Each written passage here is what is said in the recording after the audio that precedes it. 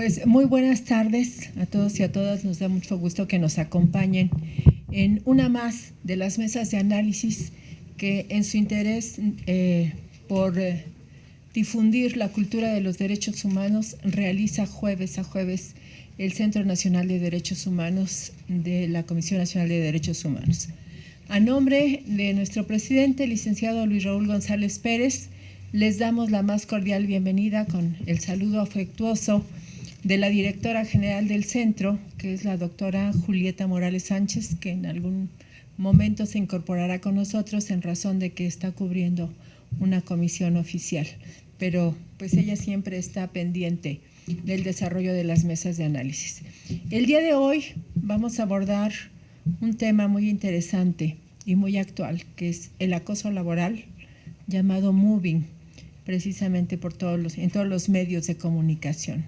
Nos acompañan tres destacadísimas investigadoras que pues se dedican precisamente a desarrollar sus actividades dentro del ámbito laboral, que son la doctora María Teresa Ambrosio Morales, catedrática del Instituto de Investigaciones Jurídicas, y bueno, yo la verdad la ubico más como miembro de la Facultad de Derecho y del posgrado. Nos acompaña también la maestra Ángeles Murillo Rendón.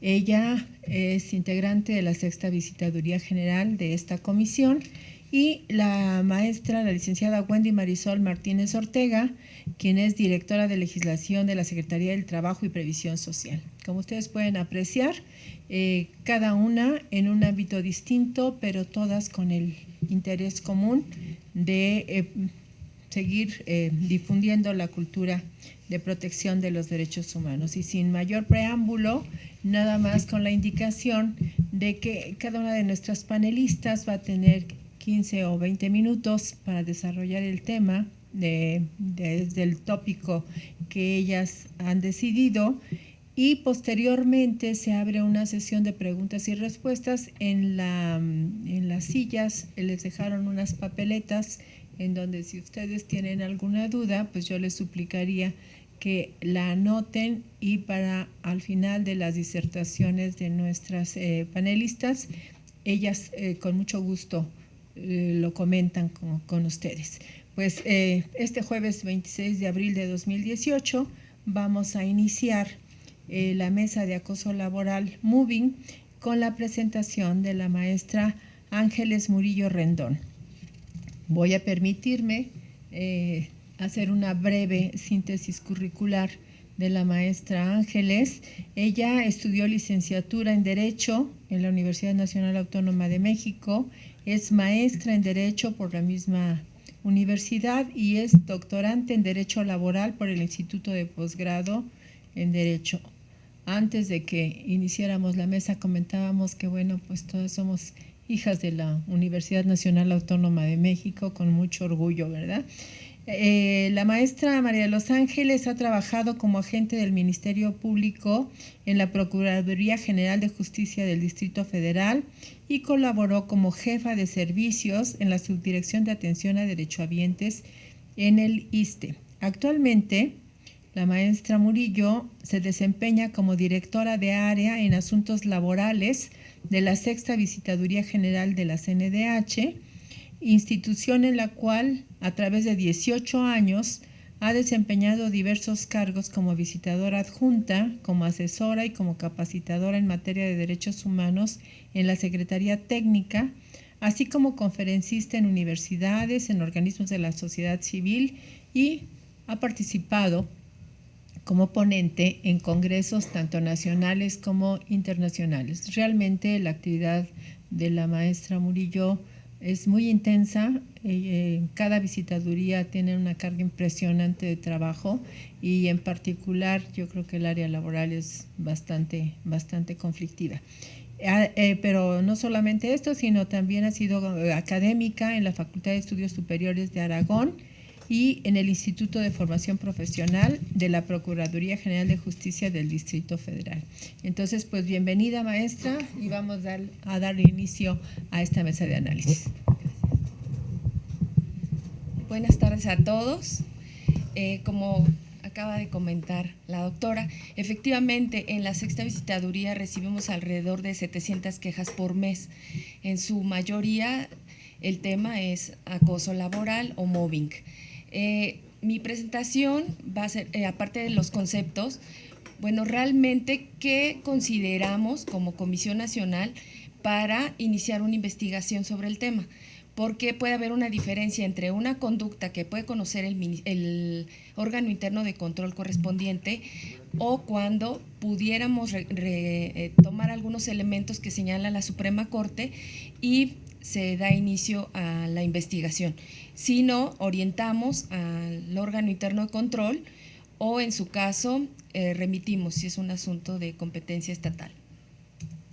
Pues bueno, ¿quién fue la primera persona que toma este caso, los temas de mobbing?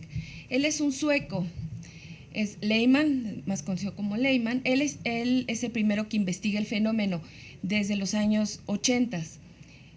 También tenemos una representante de Francia, también Iñaki Piñuel es un español que tiene varios libros al respecto. Es de la literatura nutrida sobre el tema. Y la incidencia poblacional, dice, del acoso, que se calcula entre el 10 y el 15% de los trabajadores ha sufrido acoso. No recibimos el 10% de quejas, por ejemplo, de una institución, porque, bueno, es una conducta difícil de acreditar. Luego solicitamos información. Tenemos el dicho de la presunta víctima y tenemos el dicho de la autoridad. Es obvio, afirmación contra negativa, pero cuando acudimos a la institución, en ocasiones aplicamos un cuestionario de ambiente laboral y es cuando tenemos un poco de más elementos y la autoridad se inhibe. Muchas veces o cambian a la víctima o en otras nos ha tocado que cambian al presunto responsable. La autoridad no se ha emitido ninguna recomendación ni propuesta de conciliación sobre un tema de mobbing, pero sí cesan. En cuanto solicitamos información, luego nos llaman y agradecen porque la presencia de la comisión tiene peso en las instituciones.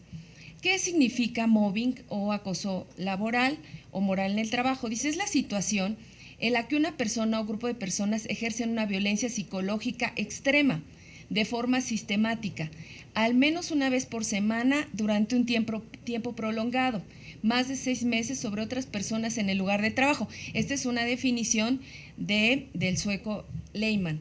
Pero vamos a ver que la Suprema Corte de Justicia habla de conductas de manera continuadas. No es una conducta aislada. Hoy llegó el jefe de mal humor y me gritó, me maltrató.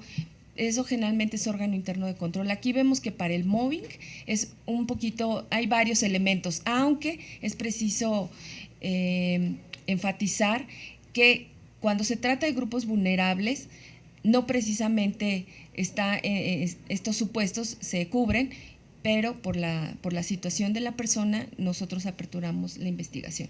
Para la OIT, ¿qué es mobbing?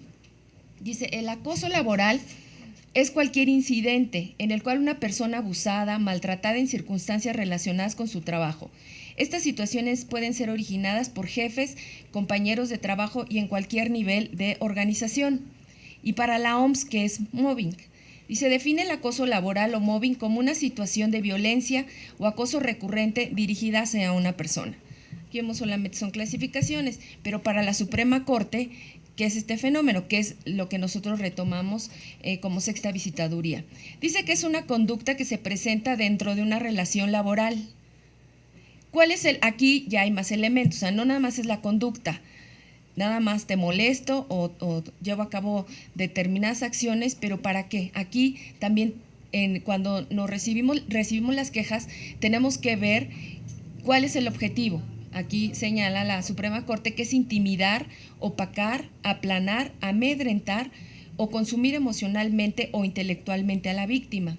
También Iñaki Piñuel dice que generalmente a las personas que son víctimas de esta conducta son las personas que destacan por su inteligencia o por su desempeño en alguna institución y que pueden ser un peligro para el jefe o para la propia organización. Dice, en la víctima, con miras de excluirla de la organización o a satisfacer la necesidad que suele presentar el hostigador de agredir, controlar o destruir, y se presenta de manera sistemática. Como les comentaba, no son conductas aisladas, sino tiene que haber una serie de actos repetitivos.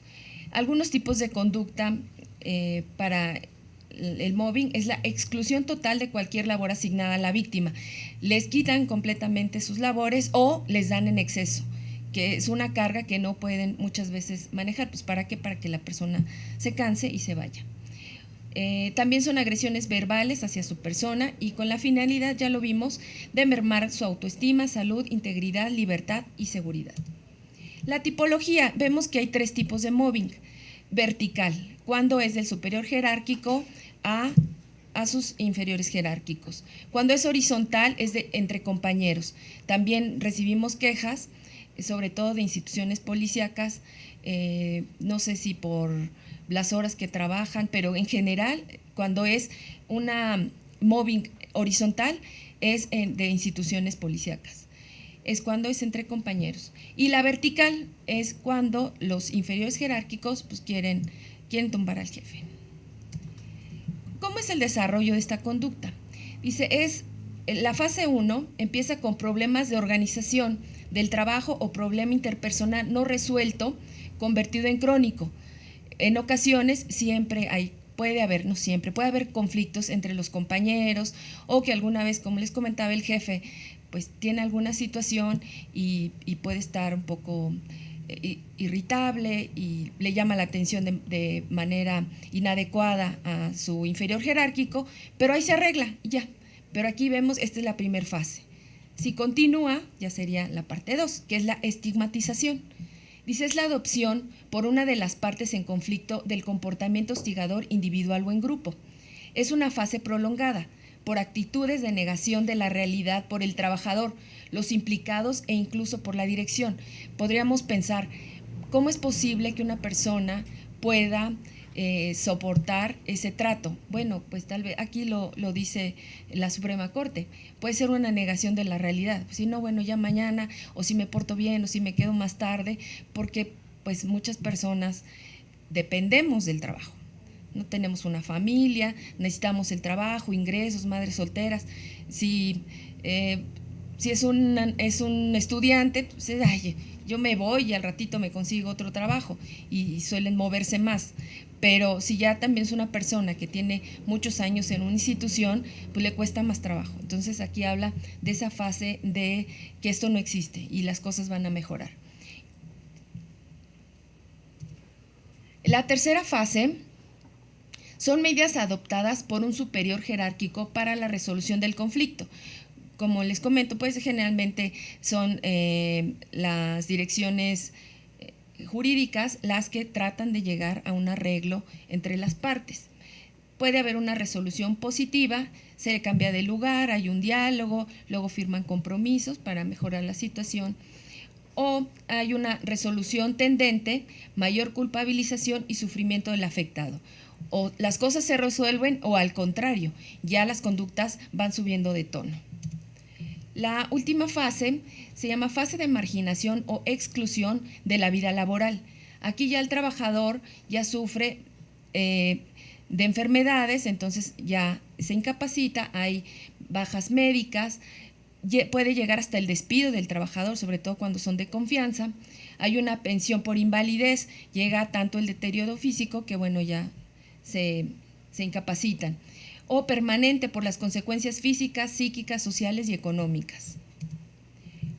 Tenemos las consecuencias a nivel psíquico, es el estrés, la ansiedad, el cansancio, los trastornos del sueño y señala la Suprema Corte, como también la literatura que les comento de Iñaki Piñuel, que hay casos de hasta suicidio. Aquí todavía no tenemos documentados casos, pero posiblemente existan. Y el estrés, por ejemplo, les comento que en el ISSSTE, el ISSSTE tiene actualmente como unos 13 millones de derechohabientes, en comparación con más de 60 millones del IMSS. Y los enfermos crónico-degenerativos son mucho más en el ISSSTE que en el IMSS. El ISSSTE gasta mucho dinero, por ejemplo, en atender diabetes, hipertensión, que esas enfermedades pues, van deteriorando otros órganos. Y eso es también producto del estrés. A nivel físico, bueno, ya tenemos los estresores, son trastornos de la memoria, la apatía, también vemos a servidores públicos que luego ya están muy cansados. O bueno, hablo de servidores públicos, de trabajadores, les hablo de servidores públicos por la experiencia que tengo, porque en la comisión vemos únicamente actos que se les imputa a autoridades federales.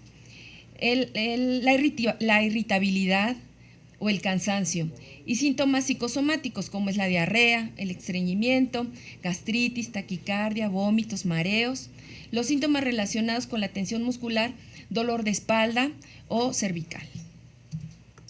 ¿Qué consecuencias hay sobre el tema a nivel social?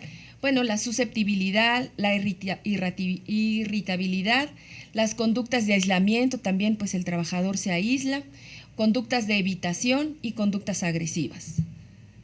Los extremos. Consecuencias a nivel laboral.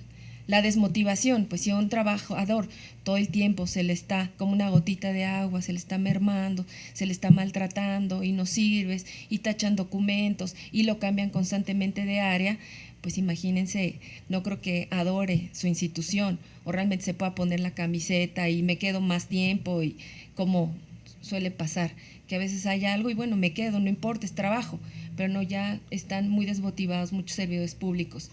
También la insatisfacción, ya no les gusta su trabajo, o un inadecuado rendimiento. Ustedes saben que en México es de los países donde por horas más trabajamos. Consecuencias en la organización. Bueno, tenemos la disminución de rendimiento laboral, mal clima y ambiente de trabajo y aumento del ausentismo y bajas laborales y una distorsión de la imagen y prestigio de la organización. También el maestro Piñuel menciona que donde se realizan más estas conductas es en las instituciones policíacas o donde puede existir actos de corrupción. Ahí es donde hay mayor índice de mobbing. Consecuencias en el núcleo familiar. Bueno, pues imaginen si no está bien la familia, pues cómo puede estar la sociedad. Dice, las relaciones se resisten y aumentan las enfermedades de todos los miembros, divorcios, soledad y adicciones. El gasto del Estado, bajas laborales y pensiones, tanto por invalidez, jubilaciones anticipadas. Nada más les menciono, yo creo que mis compañeras van a tocar más las vías para reclamar esta violación a derechos humanos. Tenemos mecanismos para garantizar el acceso a la justicia y el recurso judicial efectivo. Tenemos la vía laboral, que la rescisión del contrato, se pudiera llegar a la rescisión del contrato del servidor público agresor. Vía penal, bueno, sí puede haber amenazas o que se pueda tipificar algún delito. Hemos tenido casos que llegan hasta golpes de jefes al subalterno, los han llegado a golpear. Tenemos 2, 3 casos y obviamente, aunque solo fue una conducta, por supuesto que iniciamos la investigación.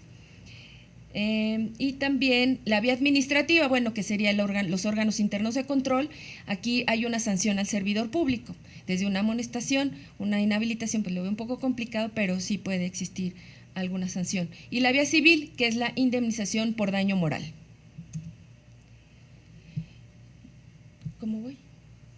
Sí, muy bien. Bueno, la carga probatoria, cuando se demanda la indemnización por daño moral, según la Suprema Corte, para este tipo de situaciones, dice el objetivo de intimidar, opacar, aplanar, amedrentar o consumir emocional o intelectualmente al demandante, con miras a excluirlo de la organización o satisfacer la necesidad por parte del hostigador de agredir, controlar y destruir pues, a la víctima. Esto señala la Suprema Corte, que es la carga probatoria de la víctima. La agresividad o el hostigamiento laboral es realizado por los compañeros de trabajo o por parte de sus superiores jerárquicos, es otro supuesto. Y las conductas que se hayan presentado de manera sistemática, acuérdense que esto es un requisito.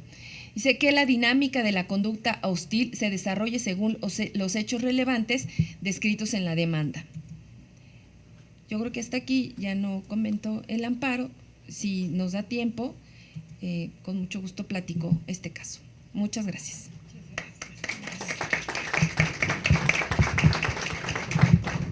Pues muchas gracias a la maestra Murillo. Yo nada más veía las caritas por aquí del público que de repente decían, ¡ay, cómo descubrió lo que me sucede!, ¿verdad? Sí, ya los veía. Pues sí, es interesante sobre todo precisar estos conceptos. Y bueno, nosotros aquí en el Centro Nacional tenemos un investigador que ha escrito algunas cosas respecto de Moving y que está aquí en el público, el maestro Arturo Larios. Qué bueno que está con nosotros, creo que debería estar aquí en la mesa, pero bueno, por esta ocasión, el maestro Arturo Larios, que está por allá. Sí.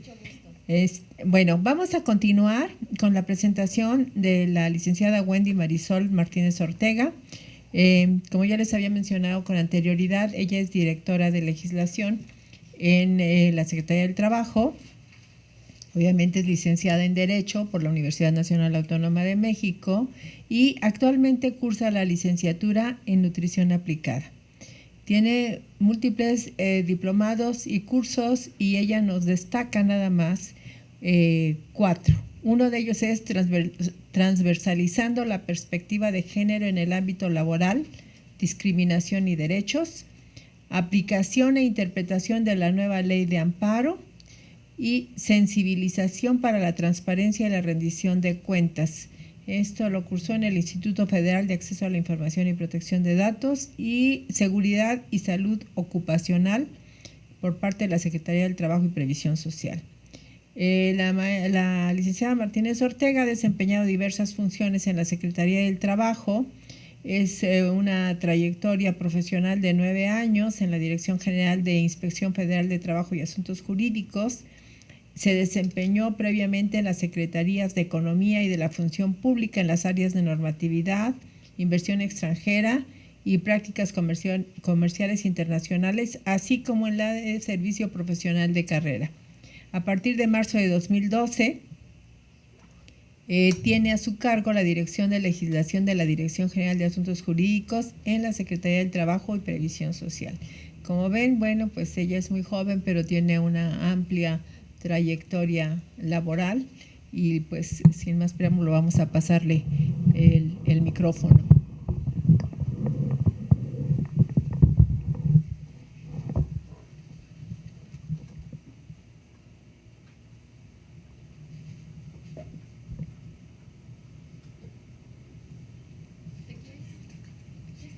Sí, yo creo que sí estamos como... Muchas gracias.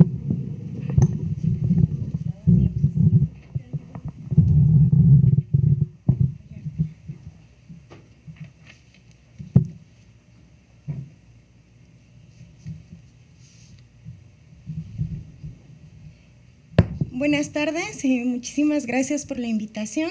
Voy a obviar algunos conceptos que ya Ángeles nos hizo el favor de comentar y me voy a enfocar un poquito más a la perspectiva desde la dependencia que vengo representando, que es la Secretaría del Trabajo y Previsión Social.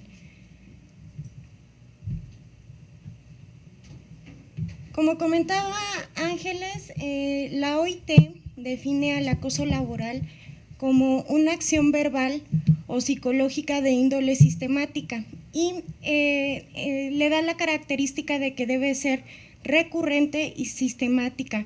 No podríamos considerar un hecho aislado como acoso laboral y debe de tener como objetivo el agredir o humillar al trabajador y esto se ve reflejado de manera negativa, ya sea en su permanencia en el trabajo o bien en su entorno laboral.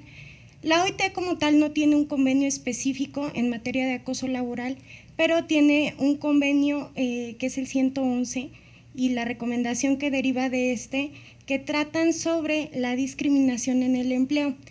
Y el tema de discriminación es un punto muy importante para la materia del acoso laboral, ya que de ahí se deriva el techo para que se puedan dar este tipo de situaciones, porque reconoce la discriminación como aquella que va enfocada al sexo, al género, a la religión, al pensamiento y cualquier otra de cualquier índole.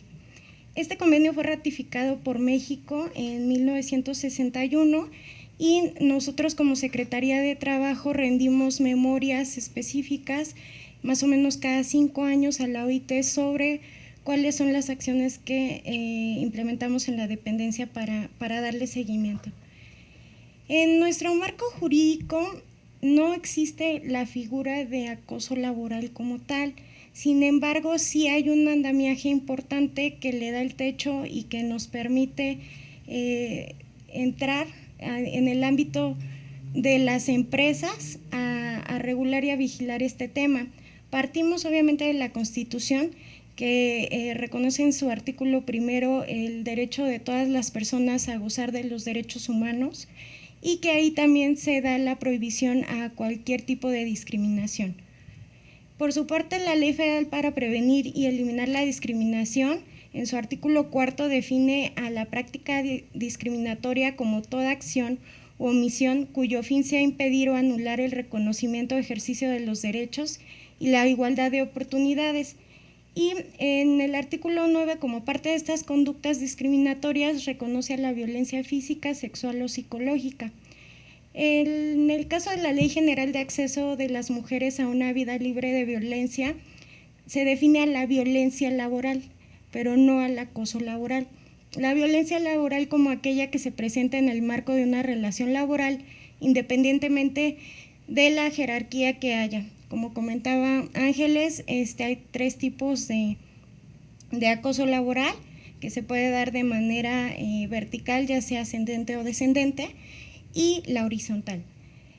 En el caso de la Ley Federal del Trabajo, con la reforma que hubo en el 2012, que fue una reforma integral, se dio un paso importante en materia de derechos humanos porque se incorpora en el artículo 2 el concepto de trabajo digno o decente, que equipara a nuestro término que da la Constitución de trabajo digno y al concepto que maneja la OIT como trabajo decente. El trabajo decente es aquel que respeta plenamente la dignidad humana del trabajador. En este debemos de entender que no debe de haber ningún tipo de discriminación, que el trabajador debe de contar con un salario remunerador, recibir la capacitación suficiente para realizar sus actividades y contar con las condiciones de seguridad y salud en el trabajo necesarias para las mismas. También como parte de las adiciones a la Ley Federal del Trabajo se define al hostigamiento y al acoso sexual.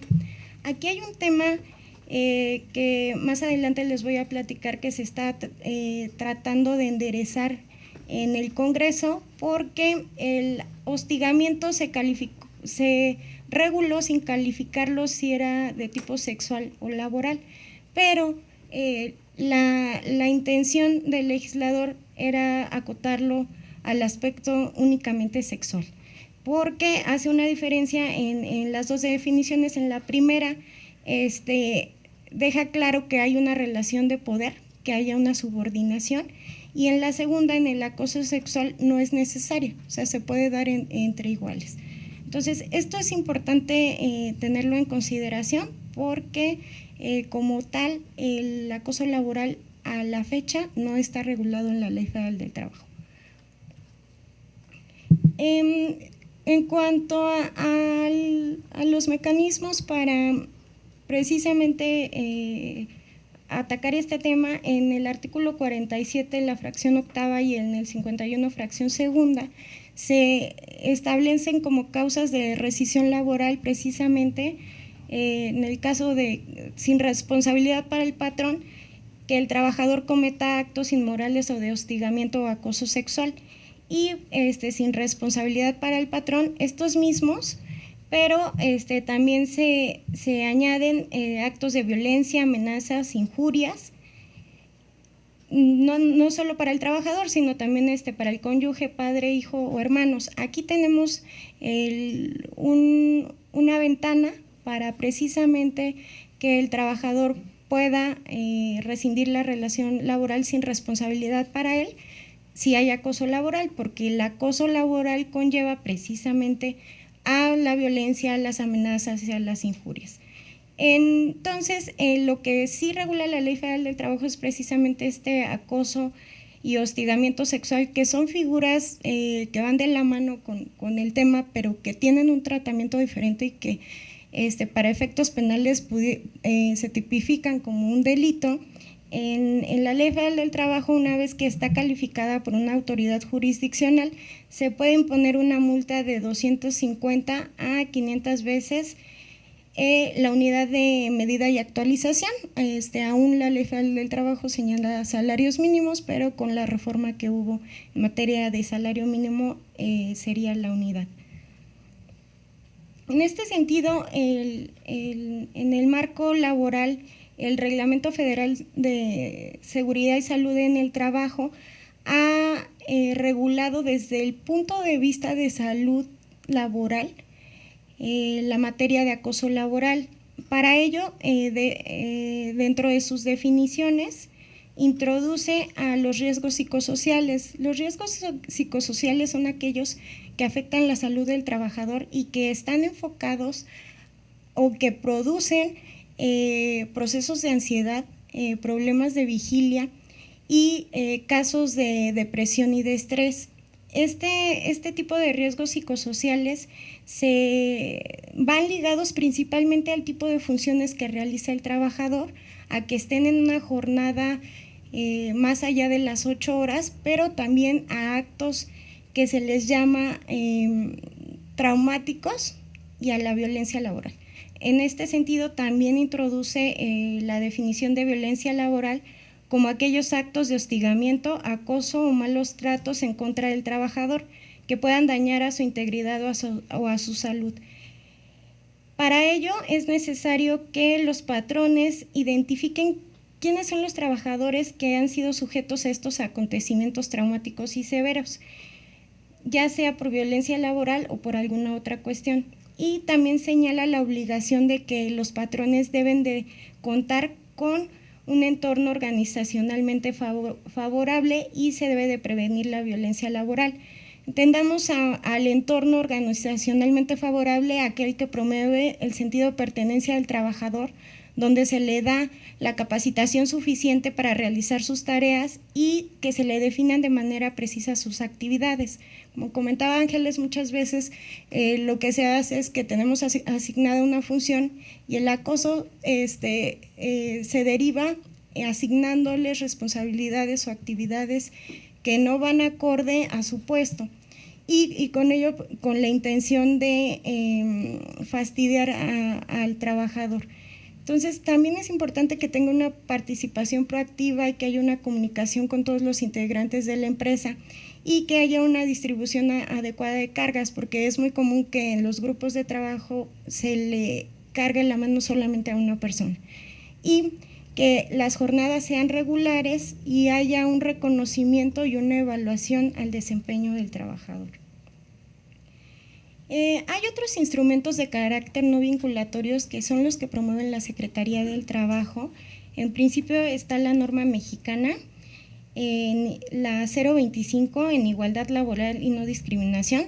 Esta norma mexicana tiene por objeto establecer los requisitos para que los centros de trabajo públicos, privados y sociales de cualquier actividad y tamaño integren, implementen y ejecuten dentro de sus procesos de gestión y de recursos humanos prácticas para la igualdad y no discriminación que favorezcan el desarrollo integral de los trabajadores. Esta norma mexicana en la Secretaría la impulsa la Dirección General de Inclusión Laboral y Protección del Trabajo de Menores. Ellos participan en un consejo coordinador que es el encargado de hacer la verificación de esta norma para dar la certificación no solo a empresas, sino también a dependencias, a entidades paraestatales y a organizaciones de la sociedad civil. Se ha tenido muy buena respuesta dentro de el diferente marco de prácticas que ellos revisan. Hay uno específico para precisamente el entorno organizacionalmente favorable y donde se busca que establezcan un mecanismo para dar atención y acompañamiento en los centros de trabajo a estos casos de violencia laboral.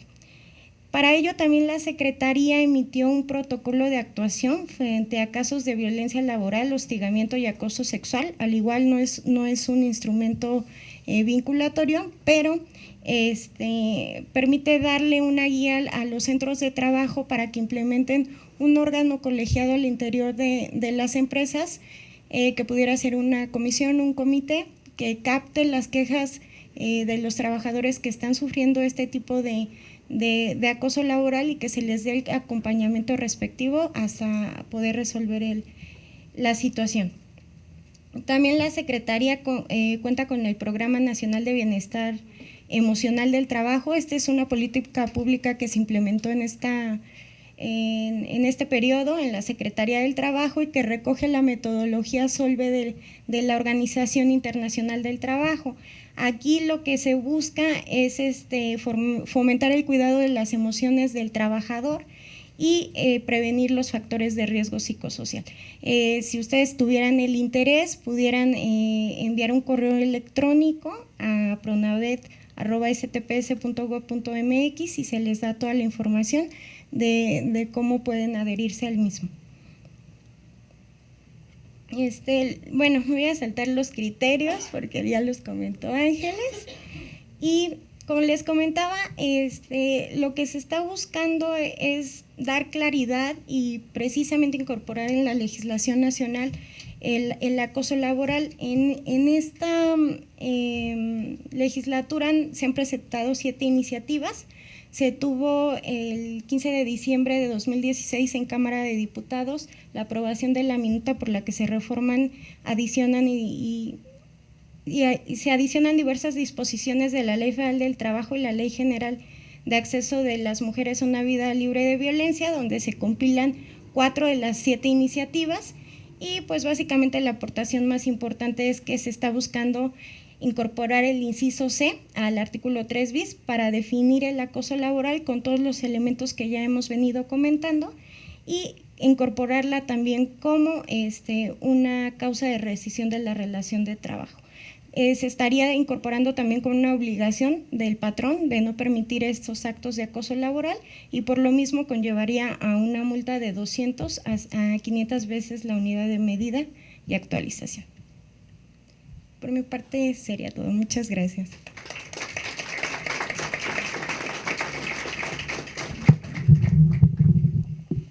Muchas gracias, licenciada Martínez Ortega. Pues ya con esto tenemos una idea respecto de las medidas que se han tomado en la Secretaría del Trabajo, que a veces por falta de información pues no las conocemos, y cuando alguien es víctima de este acoso, de este moving, como le llaman, no sabe a quién acudir, no sabe qué hacer, y esta es una de las riquezas de las mesas de análisis. Tenemos aquí a nuestra directora de legislación que nos está diciendo qué hacer cuando tenemos este tipo de problemas. Y vamos a continuar con la presentación de la doctora María Teresa Ambrosio Morales. La doctora es licenciada en Derecho por la UNAM, maestra en Ciencias Penales con especialización en Criminología por el INACIPE, es el Instituto Nacional de Ciencias Penales, maestría en Victimología por esta misma institución, doctora en Derecho por el Instituto de Investigaciones Jurídicas de la Universidad Nacional Autónoma de México, pero además no solamente se ha abocado al estudio de la ciencia jurídica. Ella nos comentaba que ante la inquietud en este tipo de temas decidió estudiar la licenciatura en Psicología en la Universidad del Valle de México. Entonces también tenemos licenciada en Psicología, diplomada en Derecho Penal y Procesal Penal por la Suprema Corte de Justicia de la Nación, diplomada en Procuración de Justicia con perspectiva de género por la Facultad de Psicología de la UNAM, técnica y académica en la Unidad de Documentación, Legislación y Jurisprudencia del Instituto de Investigaciones Jurídicas, y pertenece, como ya habrán podido percibir, al Instituto de Investigaciones Jurídicas de la UNAM como titular A de tiempo completo.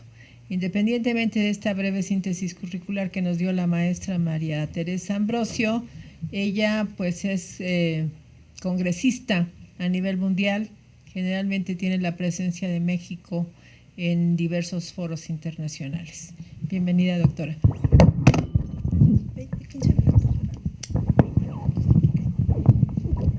Bueno, buenas tardes. Nada más una aclaración. No soy laboralista, como ustedes vieron. Soy en el área penal y específicamente en víctimas. Y bueno, de entrada agradecer la invitación de estar en la mesa con ustedes, a la doctora Julieta Morales Sánchez también esta invitación. Más o menos desde hace 11 años he estado trabajando el tema y esto lo he estado haciendo, actualizándome cada 2 años, voy a Argentina. ¿Y por qué me interesó el tema? Bueno, como abogada que defiende víctimas, este tipo de victimización la he tenido que llevar a cabo en cuanto a la defensa legal en forma interdisciplinaria. Lo hago con la otra maestra, que es la maestra Marta Sánchez Miguel. Ella se dedica a materia del trabajo.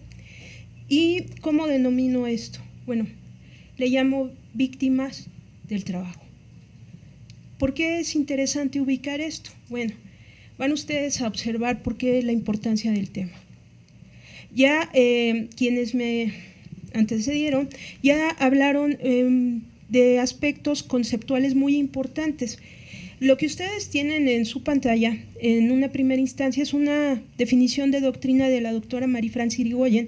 Ella es psiquiatra y es victimóloga y ha trabajado mucho esto a nivel también de peritajes. ¿Y qué nos dice la psiquiatra en estos temas? Para esta doctora, este tema es muy importante. Cuando yo tomé esto en Argentina, me encontré con cuestiones muy interesantes a nivel judicial y a nivel pericial. Entonces, ¿qué nos dice la doctora?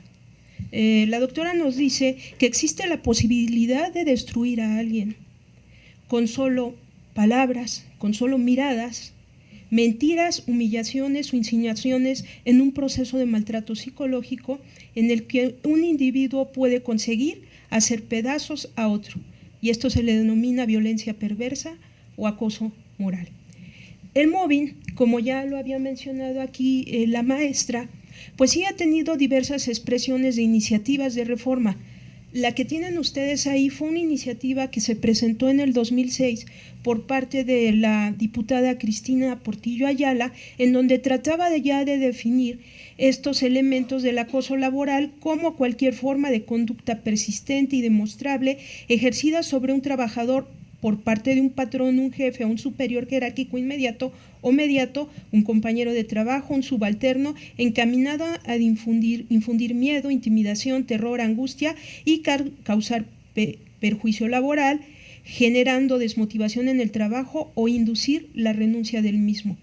Y la siguiente definición es la que hace la Suprema Corte de Justicia de la Nación, ya con casos en concreto. Pero ¿qué encontramos? Algo muy interesante, miren. Las víctimas de mobbing tienen características muy importantes, ya se destacaron algunas. El perfil de estas personas tiene un antecedente laboral interesante, ¿sí? Son gente con ciertas competencias, ciertas capacidades, son agradables a otras personas y tienen una base de convivencia saludable, son profesionales, son personas destacadas y en algún momento también son independientes, creativas. O sea, si vemos todas las características que pudiéramos ponerles palomitas, diría uno a alguien, ¿y por qué lo molestan? Ah, exactamente, porque lo molestan o porque la molestan. Y cuando vemos, por ejemplo, el mover, que es la persona que ejerce este tipo de violencia, nos estamos acostumbrados a tener una imagen como la que ustedes observan ahí, alguien con ciertas características, claro, ahí hablando de derechos humanos etiquetaríamos, pero estas personas tienen características muy interesantes que nos destaca, por ejemplo, Irigoyen. Se creen grandiosas estas personas, se consideran especiales y únicas, son excesivamente egocéntricas, creen que las personas les deben todo. O sea, si te doy un permiso, no, pues es que ya me debes la vida. ¿Y por qué? pues porque soy tu jefe o tu jefa, comportamientos arrogantes y también tienen rigidez psicológica, organizacional y diferentes características que muchas veces tratan de imponer en la organización. Algunos efectos ya lo han dicho en cuanto a la salud, afecta la calidad del trabajo, la calidad de vida, puede haber depresión, pérdida de desmotivación, ausentismo. Puede haber accidentes de trabajo porque la gente está desgastada, tiene descuidos o también los puede tener de manera voluntaria. Y en algún momento, algo muy importante, por ejemplo, hay estudios recientes que se están haciendo en asociaciones que trabajan mobbing aquí en México de asociaciones civiles y los están relacionando con aspectos como, por ejemplo, la fibromialgia. Entonces, que es una teología bastante interesante y había que ver. Las consecuencias sociales, se pierde fuerza de trabajo, aumenta el gasto económico, el presupuesto que tengo que destinar a esto por ausentismo, por accidentes o por mal rendimiento en el trabajo, aumenta y esto también da y repercute en la población en general. Pero ¿por qué tenemos que ver esto? Y aquí es donde entro yo como victimóloga. Hay una reforma constitucional a las víctimas ya desde hace un poco más de 2 décadas, en donde hemos tenido 5 elementos importantes, las que ustedes ven ahí, en donde la Constitución en el artículo 20 apartado C nos da derechos a tener una asesoría jurídica, a tener reparación de daño, atención médica y psicológica de urgencia, a tener la coadyuvancia con Ministerio Público, a resguardar la identidad, a solicitar medidas cautelares y providencias para la protección de las personas y también de impugnar ante la autoridad todo aquello que el Ministerio Público en algún momento no haga en un ejercicio adecuado de sus funciones, bueno, lo puede pedir la víctima. Y lo que ustedes ven en amarillo es en el 2013 lo que se publica de la Ley General de Víctimas. ¿Por qué es importante? Porque ya nos define víctimas no solamente de delitos, sino de violación a derechos humanos. Y otro elemento muy importante del mobbing.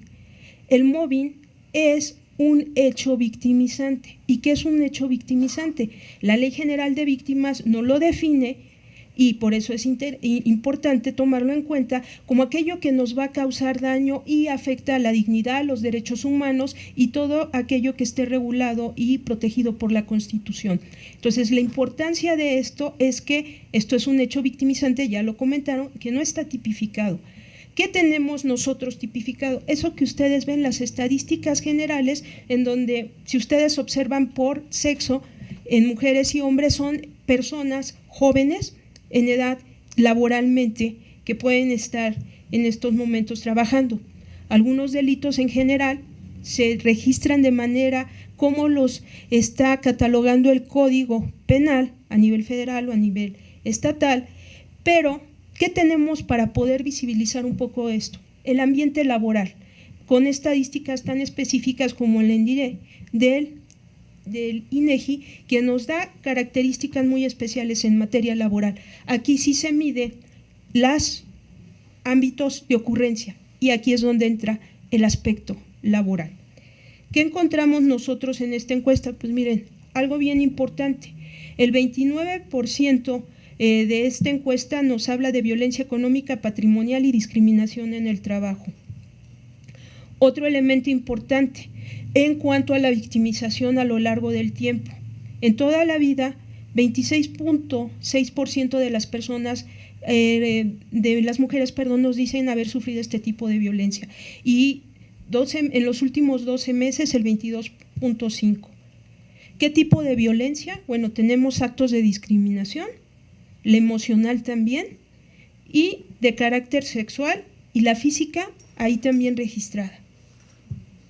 ¿Qué más tenemos? Los ámbitos territoriales georreferenciados en donde se da esta violencia, en donde está más alta, Chihuahua, Coahuila, Querétaro, Quintana Roo, ¿sí? Baja California, en donde está en menos proporción esta violencia, Baja California Sur, Guerrero, Nayarit, Campeche y Chiapas.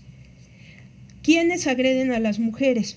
Compañeras, compañeros de trabajo, patrones, patronas, jefas, jefes, capataces, coordinadores, gerentes, ejecutivos. Ahí, si se dan cuenta, toda esta base desagregada de quien produce este tipo de violencia, y nos dice que en promedio cada mujer tuvo 3 agresores en el último año, o sea que puede ser más de uno, ¿ok?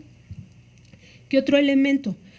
¿En qué lugares ocurre la violencia? Prácticamente nos dicen que el 80% es en el lugar de trabajo. En otro porcentaje nos establece que también en zonas cercanas al trabajo. ¿Y qué tipo de agresiones? Se divide prácticamente a la mitad entre las de carácter sexual y las de carácter emocional. ¿Qué tenemos nosotros aquí? Una prevalencia importante en aspectos de discriminación que tienen que ver con aspectos relacionados con el género y con la perspectiva de género y con la violencia que se ejerce a nivel laboral en contra de las mujeres. Entonces, en algún momento esto se diluye y ¿qué nos da a nosotros en porcentajes? Atenciones y denuncias al tema que ustedes están observando ahí. A nivel laboral, encontramos cuando las personas no solicitan este apoyo, no presentan quejas o denuncias o solo solicitan apoyo en la institución en donde son agredidas. Pero, ¿qué razones lleva a las mujeres a no presentar denuncia o a no acercarse a las autoridades para defenderlas? Porque pensaron que se trata de algo sin importancia que no les afecta. Y vean ustedes la línea laboral.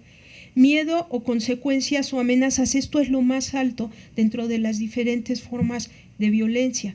Les da vergüenza, también está alto. ¿Por qué? Porque a nadie le gusta decir. Les voy a comentar, en un caso a una de las víctimas en una institución pública, le dijeron, es que es de mal gusto decir que te están acosando. Digo, es de más mal gusto que te estén acosando y no es mal gusto. Eso puede constituir incluso un delito, ¿sí? Entonces, en algún momento no sabía cómo denunciar. Y cuando volvemos a esos derechos constitucionales, hay algo que se llama asesoría jurídica de víctimas. Y la Ley General de Víctimas nos dice que estos ámbitos laborales, el asesor o asesora jurídico de víctimas tiene que actuar de manera gratuita. Y pensó que no le iban a creer y que era su culpa. Es una víctima propiciatoria. No es cierto, ¿sí? Probablemente eres una persona conflictiva, pero probablemente no trabajas y en algún momento estás tratando de justificar algo. Y aquí esto toma un punto muy importante en este tema. Los principales problemas a los que me he enfrentado al colaborar en grupos que están llevando este tipo de asuntos es la credibilidad a la víctima, no la veracidad, sino la credibilidad es, ahora tengo que hacerlo creíble a la autoridad. Ya ustedes vieron parte de las pruebas que se solicitan. ¿Y qué es lo que necesito? Con esto termino en conclusiones. Primero, visibilizar jurídica y estadísticamente el mobbing, porque lo tengo que hacer como ahora ya se está haciendo, porque jurídicamente ya tiene una entidad, la violencia obstétrica, que además se está ya midiendo aquí en CNDH. Fomentar espacios laborales en el ámbito público y privado libres de violencia en 2 ejes, derechos humanos y perspectiva de género. Esto es muy importante. Atender de forma integral a las víctimas en la misma Comisión Nacional de los Derechos Humanos, en la Comisión Ejecutiva de Atención a Víctimas, en el Instituto Nacional de las Mujeres, en la CONAVIM, y también tener un enfoque diferencial y especializado por tipo de víctima, ¿sí? Porque varía del trabajo. Pues en un ámbito educativo es distinto que en un ámbito, por ejemplo, organizacional privado. Y hacer eficaz el derecho a la reparación integral de la víctima, porque desafortunadamente en algún momento esto ya tenemos parámetros de la Corte Interamericana de Derechos Humanos en este sentido, y ya también el Poder Judicial en nuestro país se pronunció. ¿Y cuál es el problema que nosotros tenemos? Que desafortunadamente el estándar probatorio de mobbing es muy difícil porque se tiene que trabajar con diferentes peritajes. Entonces hay diferentes estrategias que en algún momento, por eso se tiene que trabajar interdisciplinariamente, porque el área laboral me da todos los elementos para empezar a integrar las carpetas para que yo dé a estos elementos lo que es la entidad de un hecho victimizante, violatorio de derechos humanos, por supuesto. Bueno, por mi parte es todo, les agradezco mucho y quisiera ver si alguien me puede auxiliar a repartir, traje algo de material, las jurisprudencias, por favor. También y les agradezco por su atención.